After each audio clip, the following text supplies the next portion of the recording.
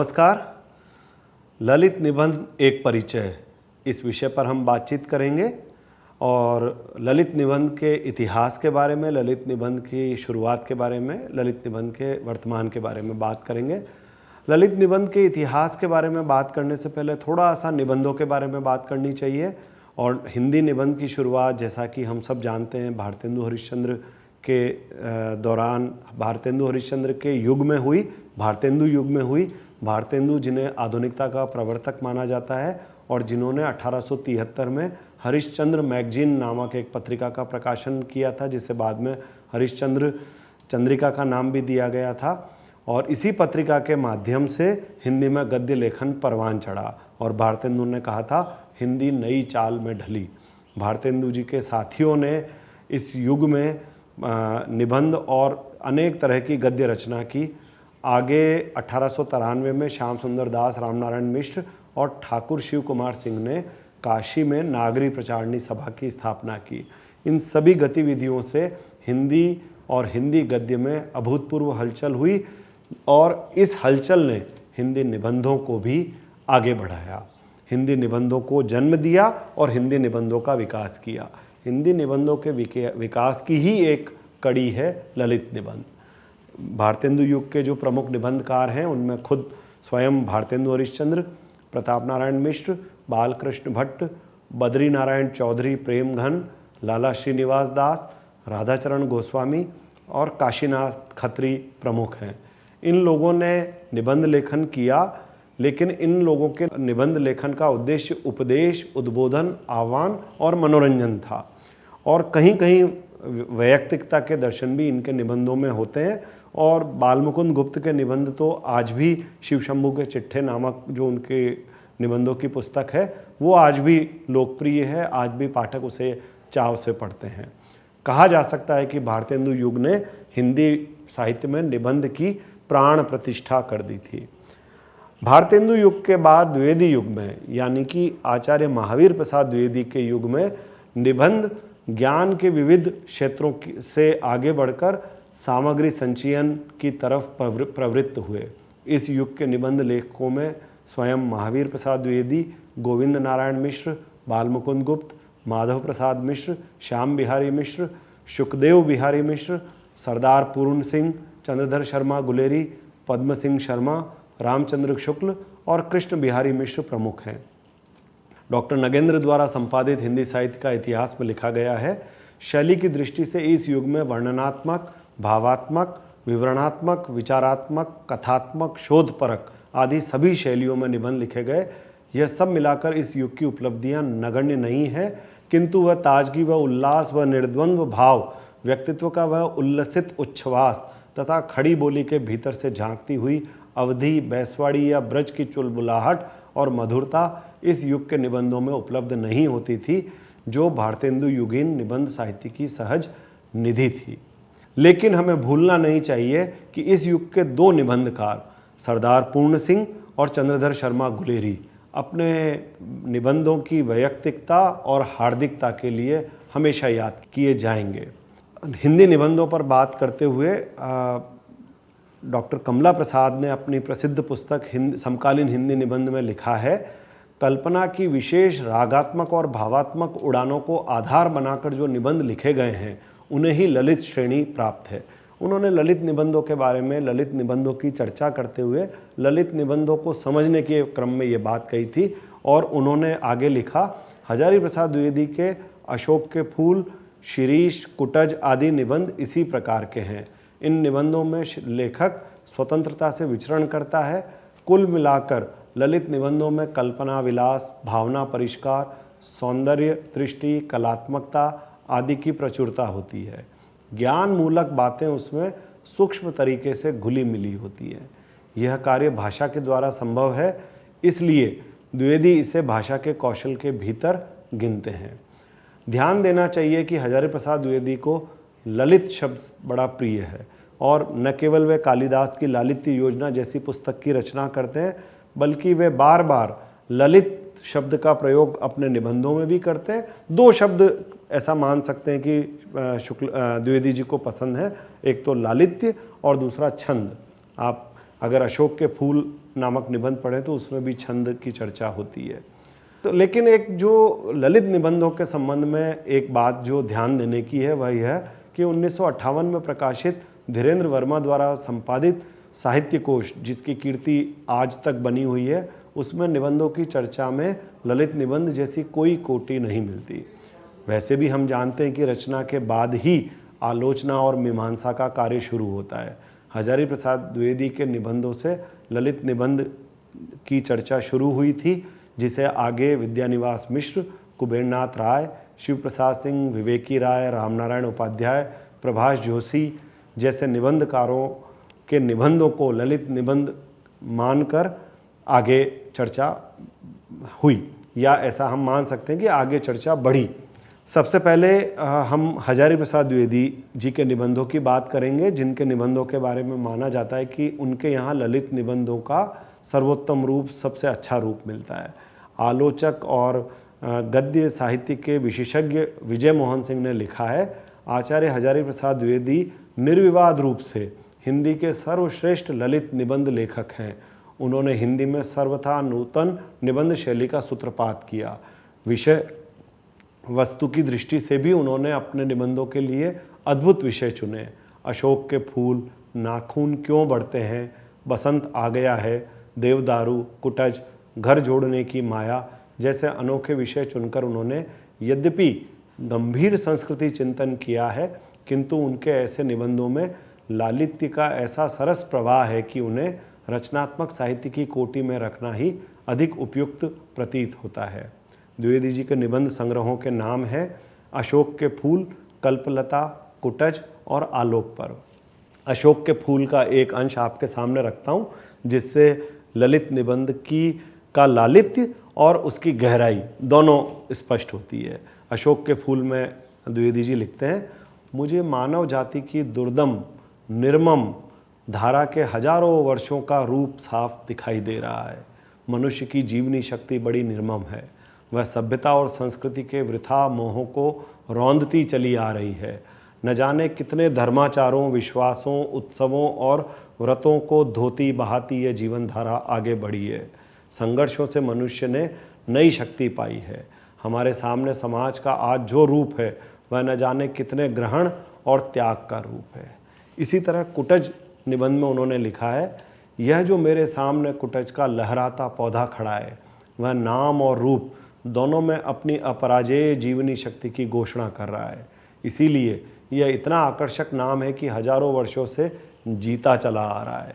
कितने नाम आए और गए, दुनिया उनको भूल गई, वे दुनिया को भूल गए, मगर कुटज है कि संस्कृत की निरंतर स्फीयमान शब्द राशि में जो जम के बैठा सो बैठा ही है। और रूप की तो बात ही क्या है, बलिहारी है इस मादक शोभा की। चारों ओर कुपित यमराज के दारुण निश्वास के समान धधकती लू में यह हरा है और भरा भी है। दुर्जन के चित्त से भी अधिक कठोर पाषाण की कारा में रुद्ध अज्ञात जल स्रोत से बरबस रस खींचकर सरस बना हुआ है। और मूर्ख के मस्तिष्क से भी अधिक सूने गिरी कांतार में भी ऐसा मस्त बना है कि ईर्ष्या होती है। कितनी कठिन जीवनी शक्ति है। प्राण ही प्राण को पुलकित करता है, जीवनी शक्ति ही जीवनी शक्ति को प्रेरणा देती है।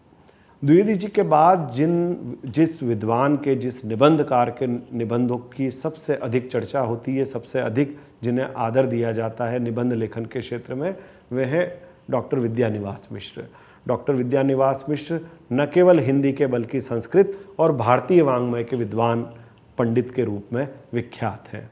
उन्होंने अपने निबंध संग्रह चितवन की छाह की भूमिका में लिखा है, मेरी तबीयत भी गुलेरी, पूर्ण सिंह, माधव मिश्र और बाल मुकुंद गुप्त की डगर पर चलने के लिए मचलने लगी और कागज स्याही का मैंने काफ़ी दुरुपयोग किया। भाषा डंबर के 2500 ठाठ बांधे और उधेड़ दिए। मिश्र जी के ललित निबंधों में जिन बिंदुओं को देखकर उनकी रचना शक्ति का परिचय मिलता है, वे बिंदु हैं मादक दिनों की स्मृतियाँ, प्रवास के विवरण, कर्म और संस्कृति संबंधी चिंतन, समकालीन जीवन की विसंगतियाँ, विडंबनाएँ और लोक जीवन के अनछुए पक्ष। इन सब बिंदुओं में उनके निबंधों की भावभूमि को देखा समझा जा सकता है। उनके प्रमुख निबंध संग्रहों के नाम हैं चितवन की छाँ, हल्दी दूब, आंगन का पंछी और बंजारा मन, मेरे राम का मुकुट भीग रहा है, परंपरा बंधन नहीं, तमाल के झरोखे से, संचारिणी शेफाली झर रही है, थोड़ी सी जगह दे, कितने मोर्चे। कहा जा सकता है मिश्र जी की परंपरा में अटूट आस्था है और भारतीय वाङ्मय का गहन अध्ययन उनके लेखन को गहराई देता है। एक जगह स्वयं मिश्र जी ने लिखा है, पंडित विद्यानिवास मिश्र का कथन है, मैं अवश हूँ फिरोजी, सुरमई, मुंगिया और चंपई इन रंगों से गिरा हुआ भी नवाकुरित दूब की हरित पीत आभा की ओर मेरा मन दौड़ ही जाता है, और धरती, माटी, मानव और आस्था, ईमान, सत्य, चेतना और युग मानस, इन सभी उपासना मंत्रों के कोलाहल में भी हरद दूब दधि अक्षत मूला की गीतियों की स्फूर्ति के पीछे वह भटक जाता है। चारों ओर से लोग मुझसे प्रश्न पर प्रश्न करते हैं कि तुम अपनी प्रतिभा क्यों बिखरा रहे हो, क्यों नहीं हमारे पंक्ति बंधन में आकर उसको एक दिशा में आगे बढ़ाते, युगपथ छोड़कर किन पिछिल पग वीथियों पर विभ्रांत हो। मैं किस किस को और क्या जवाब दूं, उन्हें कैसे समझाऊं कि मेरे ये संस्कार ही मेरे अस्तित्व हैं, मैं इनको छोड़कर कुछ नहीं। इस अनंत शून्य में तिरते हुए ये तिनके मिले हैं, उन्हें छोड़कर चलने पर मेरा आसरा टूट जाएगा। पंडित विद्यानिवास मिश्र के बाद कुबेरनाथ राय का नाम ललित निबंधकारों में आता है।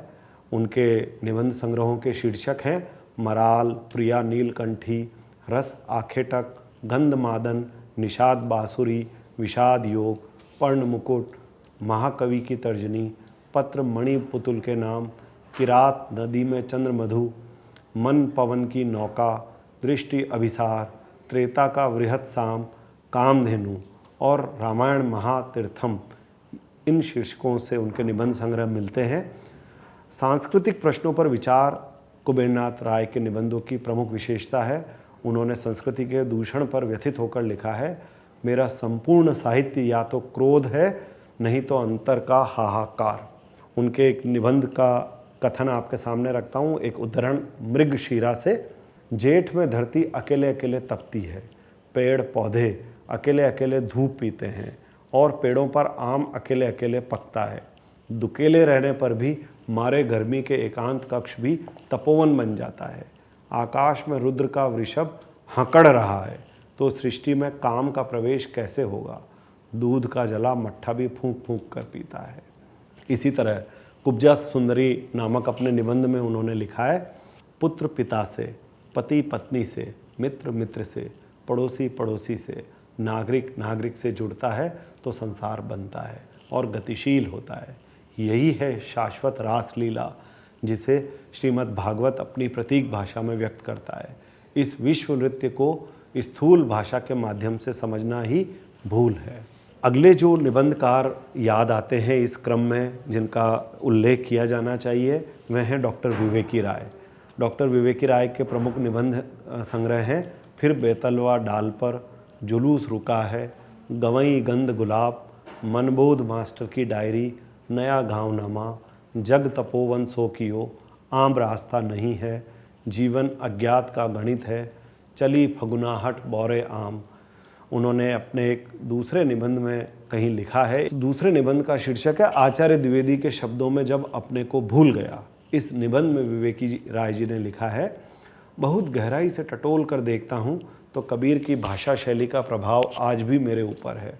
आलोचक नहीं हूँ, परंतु जब तब आलोचना लिखने बैठता हूँ तो भावात्मकता ऊपर आ जाती है। उनका निष्कर्ष है, व्यक्तिनिष्ठ ललित निबंध मेरा अपना क्षेत्र बना। कह नहीं सकता कि आचार्य द्विवेदी के ललित निबंधों का कितना प्रभाव मेरे ऊपर रहा। कबीर के बाद जो अपने भीतर एक साहित्य युक्त स्वाद भड़का, उस झोंक में आचार्य जी के निबंधों की पुस्तकों को रसानंद में डूब डूब कर अनेक बार मन में उतार गया। उनके प्रसिद्ध निबंध आम रास्ता नहीं है का एक उद्धरण आपके सामने रखता हूँ। हमारा ज्ञान कितना गरीब है, हम कितने सीमित हैं, हम सिर्फ अपने को देखते हैं, अपने सुख दुख को जानते हैं, दूसरों को सिर्फ आते जाते देखते भर हैं। यदि कभी आंख उठाकर देखा भी है तो अनदेखे की तरह। कहा जा सकता है भारतीय ग्रामीण समाज की निर्धनता और निरुपायता के सामने सारे आम रास्तों के बंद हो जाने का रूपक निबंध को जहाँ पठनीय और विचारणीय बनाता है, वहीं इसकी सरस और प्रवाही शैली का लालित्य विवेकी राय के निबंधों को ललित निबंधों का दर्जा देता है। कुछ जो अन्य निबंधकार इस चर्चा में याद आते हैं, उनमें रामनारायण उपाध्याय का नाम प्रमुख है, जिनकी भाषा शैली सहज, सरल और प्रभावशाली थी। उनके प्रमुख निबंध संग्रहों के नाम थे हम तो बाबुल तेरे बाग की चिड़िया, बख्शीशनामा, धुंधले कांच की दीवार, नाक का सवाल, मुस्कुराती फाइलें, गंवई मन और गांव की याद, दूसरा सूरज, जन्म जन्म के फेरे। अज्ञे जी ने लिखा है उपाध्याय जी के निबंधों के बारे में, मधुर व्यंग जो झाड़ों के घाम जैसा स्निग्ध अपने मन से भर जाए और सधा हुआ सूक्ष्म स्पर्श जो भाव को जगाए पर चौंकने न दे। इसी तरह हिंदी के विख्यात उपन्यासकार शिव प्रसाद सिंह याद आते हैं इस चर्चा में, जिन्होंने मानसी गंगा और किस किस को नमन करूं शीर्षक से अपने ललित निबंधों को संकलित किया है। और विजय मोहन सिंह की बात को याद करें तो उन्होंने लिखा है शिव प्रसाद सिंह के निबंधों के बारे में, उनकी चिंता का मुख्य विषय मानवीय मूल्य है। इस चर्चा में एक और निबंधकार हैं प्रभाष जोशी, जिनके निबंध जनसत्ता के माध्यम से पाठकों तक पहुंचते रहे। अखबारी सीमाओं में होने के बावजूद भाषा का जैसा लालित्य, लोक जीवन का जैसा हृदय स्पर्शी चित्र और संस्कृति की जैसी महीन व्याख्या उनके निबंधों में मिलती है, वैसी इसे हम हजारी प्रसाद द्विवेदी और विद्यानिवास मिश्र के निबंधों का अगला सोपान कह सकते हैं। उनके प्रमुख निबंध संग्रह हैं कागद कारे, जीने के बहाने, धन्य नर्मदा मैया हो, लुटियन के टीले का भूगोल, खेल सिर्फ खेल नहीं है और जब तोप मुकाबिल हो। नामवर सिंह ने लिखा है प्रभाष जोशी के निबंधों के संबंध में, कागद कारे एक तरह से आज का महाभारत है और इसके लेखक प्रभाष जी आधुनिक व्यास की तरह प्रभाष जी ने यह दावा तो नहीं किया कि यदि हास्ति तदन्यंत्र यन्य हास्ति न तत्क्वचित, अर्थात जो कुछ यहाँ है वह दूसरी जगह भी है और जो यहाँ नहीं है वह कहीं नहीं है। फिर भी समग्रता कागद कारे में कथित युगांत का प्रतिबिंब पर्याप्त समावेशी है। कहा जा सकता है कि हिंदी निबंध के इस पूरे संसार में, हिंदी निबंध के इस पूरे वातावरण में प्रभाष जोशी, विवेकी राय, कुबेरनाथ राय, विद्यानिवास मिश्र, रामनारायण उपाध्याय और अंततः हजारी प्रसाद द्विवेदी, इन तमाम लेखकों के निबंधों ने एक अलग कोटि का निर्माण किया है, एक अलग श्रेणी का निर्माण किया है जो ललित निबंधों के नाम से जानी जाती है। और ललित निबंध से मोटे तौर पर कुल मिलाकर मुराद यही है, अपेक्षा यही है, अभिप्सा यही है कि निबंधों में बात यह है कि निबंधों के अनेक प्रकार हो सकते हैं, निबंधों की अनेक तरह के निबंधों के रूप हो सकते हैं। किसी भी विषय पर निबंध लिखा जा सकता है। अखबार में प्रतिदिन निबंध प्रकाशित होते हैं और आप ये भी जानते हैं कि साहित्यिक और समीक्षात्मक निबंधों की भी हमारी भाषा में, हिंदी में और दुनिया की तमाम भाषाओं में कमी नहीं है। लेकिन हम ललित निबंध उन्हीं को कहेंगे जहाँ विषय का पांडित्य हो और सरस प्रवाही शैली का संगम हो। सरस प्रवाही शैली में पांडित्यपूर्ण विषय पर लिखे गए निबंध ललित निबंध कहला सकते हैं। और कहना न होगा कि इस तरह का संगम जो अपेक्षित तो है ललित निबंधों के लिए, लेकिन दुर्लभ भी है, क्योंकि जहाँ अखबार या रोज़मर्रा के दबाव तनाव में निबंध लिखे जाते हैं वहाँ व्यंग हो सकता है, लेकिन भाषा का वैसा लालित्य, भाषा का वैसा प्रवाह जो हजारी प्रसाद द्विवेदी या पंडित विद्यानिवास मिश्र के ललित निबंधों में मिलता है, वैसा मिलना आम तौर पर दुर्लभ ही है। और ये भी ध्यान देना चाहिए कि हिंदी में जो नई पीढ़ी आ रही है लेखकों की, वो कथेतर में उसकी दिलचस्पी तो है, संस्मरण, डायरी और दूसरी यात्रा आख्यान जैसी विधाओं में उनकी पुस्तकें निरंतर आ रही हैं, लेकिन निबंध लेखन में इस नई पीढ़ी का इस नई पीढ़ी की रुचि उतनी अधिक नहीं है जितनी कि कथेतर विधाओं के संदर्भ में हम अपेक्षा कर सकते हैं। तो नई पीढ़ी से भी ये आह्वान किया जाना चाहिए कि वे हमारी कथेतर की, हमारी निबंधों की जो पुरानी विरासत है, जो जिस विरासत को इतने बड़े पंडितों ने तैयार किया है, उस विरासत को आगे बढ़ाने के लिए काम करें, उस विरासत को आगे बढ़ाने में अपना भी योगदान करें। यह भी आवश्यक है, यह भी समझने की बात है कि जैसा पांडित्य अगर मैं पुनः हजारी प्रसाद द्विवेदी और विद्यानिवास मिश्र जैसे मनीषी विद्वानों का आसरा लूँ, आश्रय लूँ, तो मैं कहना चाहता हूँ कि ऐसे विद्वान कभी कभी ही किसी भाषा में संभव होते हैं, जिनके पास न केवल 2, 3, 4 भाषाओं के वाङ्मय का ज्ञान, वाङ्मय का अर्जित होता है, बल्कि जो अपने लोक जीवन और लोक संस्कृति से भी इतने अधिक अभिन्न होते हैं कि वे अपने लोक को देखते हुए, अपने लोक को समझते हुए, अपनी लोक की व्याख्या करते हुए पुराने पांडित्य का, पुराने ज्ञान का संदर्भ दे सकें, हवाला दे सकें, और जिनकी भाषा ऐसी हृदय स्पर्शी हो कि पाठक पढ़ें तो उन्हें सचमुच एक बड़ी रचना, एक मूल्यवान रचना का आस्वाद लेने का सौभाग्य मिले, सुख मिले। धन्यवाद।